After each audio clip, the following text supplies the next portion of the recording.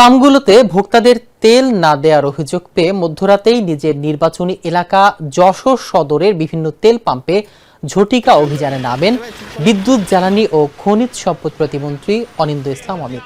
শনিবার মধ্যরাতে তিনি যশোর সদরের বাহাদুরপুর এলাকায় রজনীগন্ধা পেট্রোল পাম্প অভিযান পরিচালনা করেন।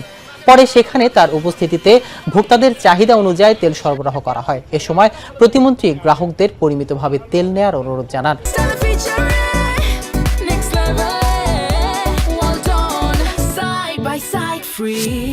প্রতিমন্ত্রী জানান, দেশে জ্বালানি তেলের পর্যাপ্ত মজুদ এবং সরবরাহ স্বাভাবিক রয়েছে, তাই অহেতুক আতঙ্কিত হয়ে বাড়তি তেল মজুত না করার আহ্বান জানান জ্বালানি প্রতিমন্ত্রী। এর আগে যশোর শহরের মনিহাট সিনেমা হলের কাছে মনিরুদ্দিন ফিলিং স্টেশন ও যাত্রিক পেট্রোলিয়াম সার্ভিসে সরজমিনে পরিদর্শন করেন। এ সময় তিনি পাম্প দুটির স্টোরেজ যাচাই করেন এবং তেল কেনাবেচার নথিপত্র পরীক্ষা করেন। নথিপত্রে কিছু অসঙ্গতি পাওয়ায় পাম্প কর্মকর্তাদের কঠোরভাবে সতর্ক করে দেন তিনি।